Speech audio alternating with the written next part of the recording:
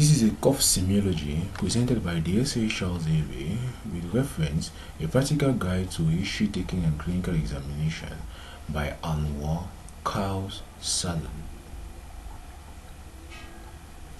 So here we are going to describe cough. So what is cough? Cough is a forceful expiration that can help in the clearance of debris and secretion of respiratory from the respiratory tract.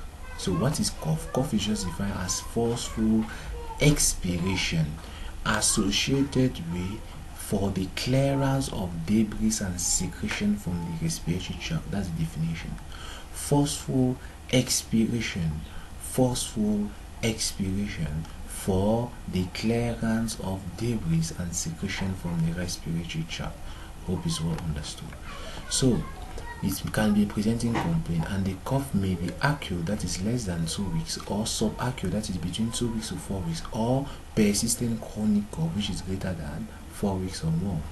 We have viral upper respiratory tract infection is the most common cause of cough in children. So in the cough history, you must have the identity, that is age, address.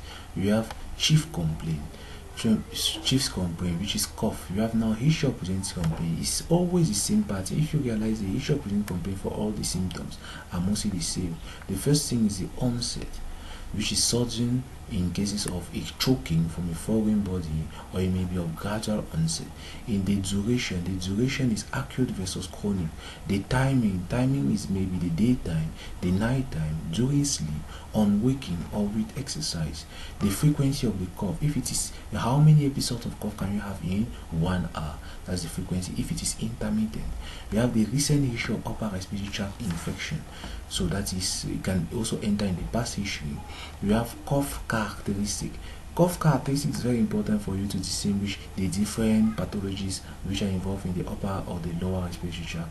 So the first one is a dry cough. If you have a dry cough, you can think of an allergy, you can think of an upper respiratory tract infection. Usually dry cough are not having any secretions. Are you getting? And there are no secretions if you don't have a lower respiratory tract infection.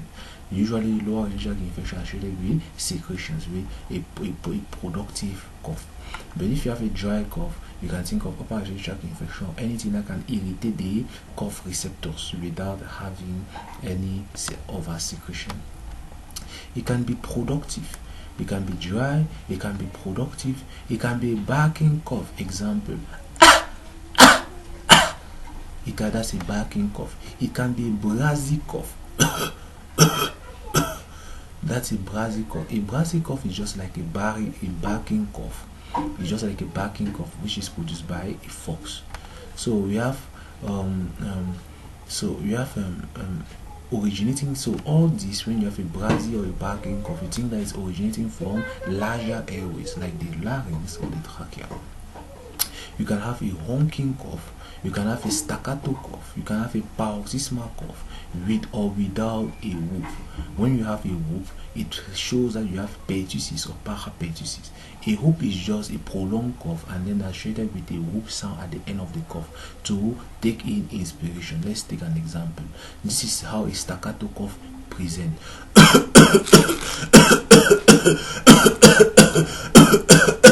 That's a staccato cough. A staccato cough usually associated with a whoop sound at the end, which shows both the talar pertussis or parapertussis. Let me just show the whoop at the end of the staccato.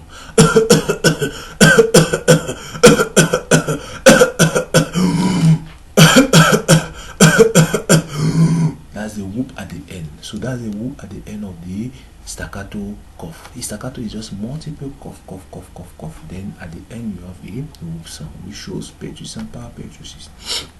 Okay. So the next one now, we are going to have aggravating factors. So aggravating factors, you have exercise.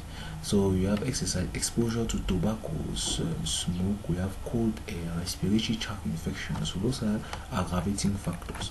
The next one, you have associated symptoms. Associated symptoms is always to try to rule in a main diagnosis and then rule out other differentials. Example, if you have dyspnea, if you have sputum, you have to talk about the color, the quantity, the consistency. If you have hemoptysis, you have fever, you have chills, you have night sweat, you have weight loss, you have sore throat, you have runny nose, may suggest infection, sneezing, noisy breathing, e.g. wheezing, and stridors. Cyanosis, you have cyanosis, you have chest pain, you have dysphonia. All that can be associated with the cough. Now, the past history is also very important. The birth history, is it a prematurity? Is it premature? Premature, you need to know that they are associated with acute respiratory distress syndrome. So there's much fluid inside, but you need to know that the cough reflex is not present in children who are neonate. Cough reflex start to be present as from the time of as from 6 months and above. You don't have cough reflex in children who are earlier than that. So you don't think that your neonate is going to cough. No, never. So prematurity can be a risk factor of bronchodysplasia. So that is what is going to prone you to cough. You have congenital pneumonia. You have bronchopneumonia. You have dyspnea. So you have respiratory distress syndrome. Past medical and surgical history. Past medical, if you have choking, you can think of an accurate visual of foreign body aspiration, or chronic, it suggests in case of incoordinate swallowing. If you have choking every time in chronic episode, you can think of incoordinate swallowing in case of a neurologic disorder. And if you have an acute episode of choking, you can think of an acute fatal foreign body aspiration.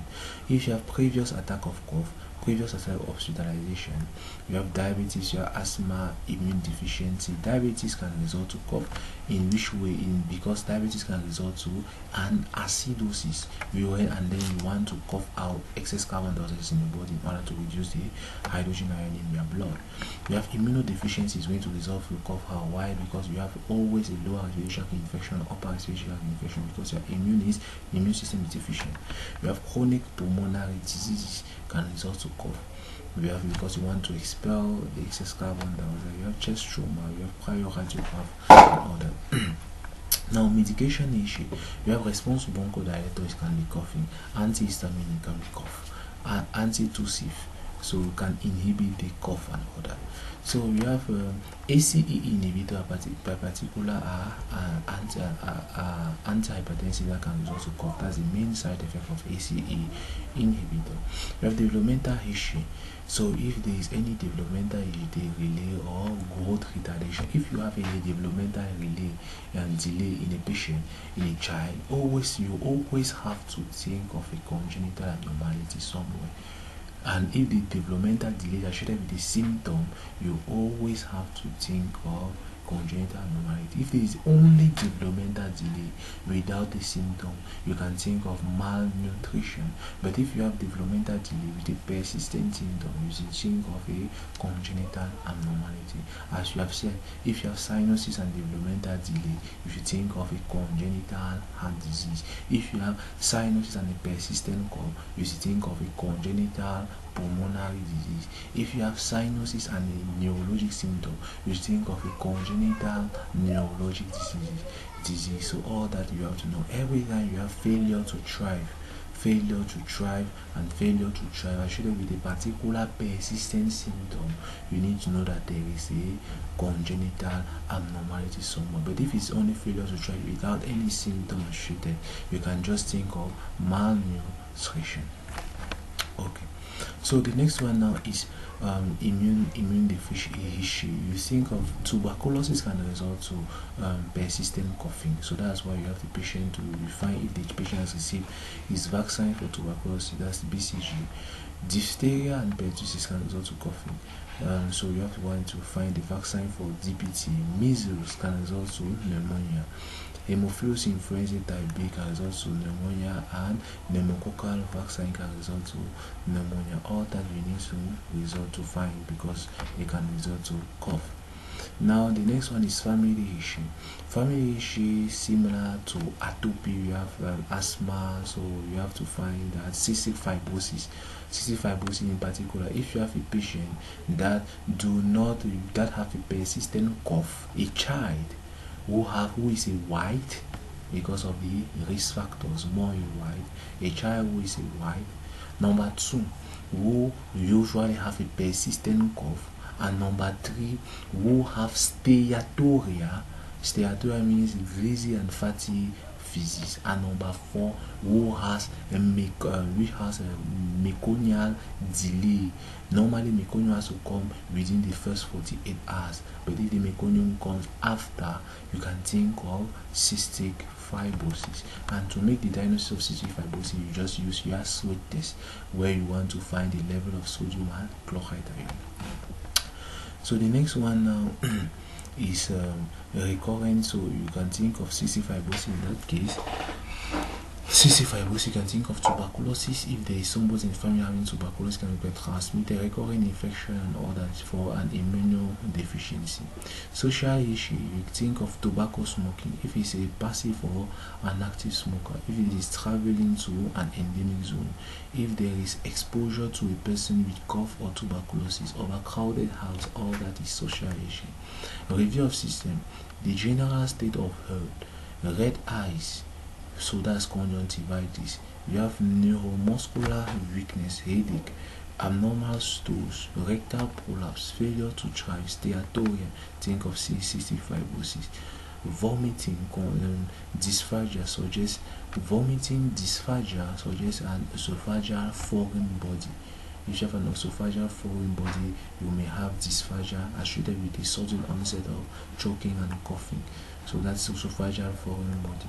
If you have itching. So now, key points to note here.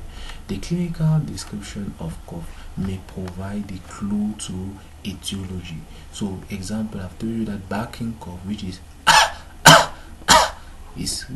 implies a croup. That's an upper, it is also called a tracheolaryngobronchitis. That's croup. So, and there are many causes of that tracheolaryngobronchitis. If you have a Brazil cough, which is that is a Brazil cough, you can think of a tracheomalacia. A tracheomalacia occurs mostly in cases where you have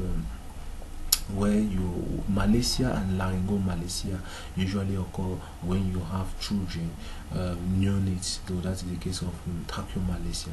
You have staccato cough. Staccato cough suggests a chlamydia in infants. So if you have a prolonged cough like that's a staccato cough. So you can think of chlamydia in infants. You have choking, suggests foreign body aspiration. You have honking, maybe psychogenic. So honking is a cough that stops when the child is sleeping. So it's just like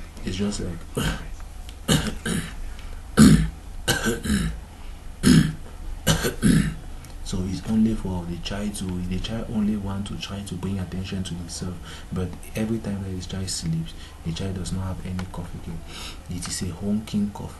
It makes and they make so that's a honking type of cough. It's a psychogenic or a habit cough. So why paroxysmal cough with or without a cough is pertussis or parapertussis, and may also show cystic fibrosis, asthma, foreign body aspiration. The next thing is nighttime cough. Asthma is nighttime cough associated with asthma, associated with gastroesophageal reflux disease, and associated with sinusitis with postnatal drip. Now we have cough associated with fever, chills, night sweat, weight loss is suggestive for tuberculosis or malignancy. Cough followed by vomiting is typical of pertussis. If you have a cough with dyspnea, may suggest laryngeal or glottic pathology. A cough that disappears during sleep or that is most remarkable when attention is drawn to him is psychogenic cough. Are you getting? A cough that occurs during or eating time is aspiration or a gastroesophageal reflux disease. So from here we say thanks for your kind attention, and let's go to the next tutorial. Thank you.